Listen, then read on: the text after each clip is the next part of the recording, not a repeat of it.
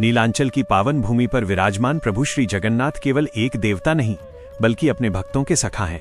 कहा जाता है कि जहां अन्य देवता मंदिर के गर्भगृह तक सीमित रहते हैं, वहीं जगन्नाथ जी अपने भक्तों के साथ चलना, हंसना और जीवन के हर भाव को साझा करना पसंद करते हैं।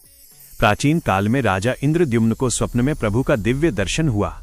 स्वप्न में प्रभु ने संकेत दिया कि वे नीलांचल में दारू ब्रह्म के रूप में प्रकट होंगे। यह संकेत राजा के जीवन का लक्ष्य बन गया। उन्होंने नीलांचल जाकर प्रभु की खोज शुरू कर दी। कुछ समय बाद एक पवित्र नीम की लकड़ी प्राप्त हुई, जिसे दारू ब्रह्म कहा गया। वही लकड़ी स्वयं भगवान का स्वरूप मानी गई। उसी से प्रभु जगन्नाथ, उनके भ्राता बलभद्र और भगिनी सुभद्रा की प्रतिमाएं बनने वाली थीं। एक दिन एक वृद्ध बढ़ई के रूप में स्वयं भगवान विश्वकर्मा प्रकट हुए। उन्होंने शर्त रखी कि जब तक मूर्तियां बनेंगी कोई भी द्वार नहीं खोलेगा। लेकिन अधीरता के कारण द्वार खोल दिया गया और बढ़ई अंतर्ध्यान हो गए। मूर्तियां अधूरी रह गईं, पर वही अधूरापन प्रभु की पूर्णता बन गया। जब प्रभु की आंखें बनाई गईं, तब नेत्र उत्सव मनाया गया।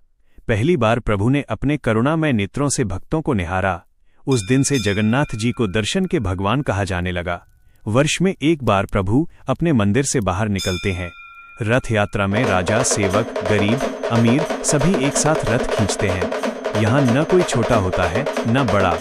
यही प्रभु जगन्नाथ की सबसे बड़ी लीला है। प्रभु जगन्नाथ यह सिखाते हैं कि ईश्वर भव्यता में नहीं बल्कि प्रेम में वास करता है। वे भूखे भक्त के साथ भोजन करते हैं, थके मन को सहारा देते हैं और कहते हैं, जो मुझे प्रेम से पुकारे मैं उसी का हूँ। इसीलिए कहा जाता है, जय जगन्नाथ, जो भगवान होकर भी भक्तों के अपने हैं।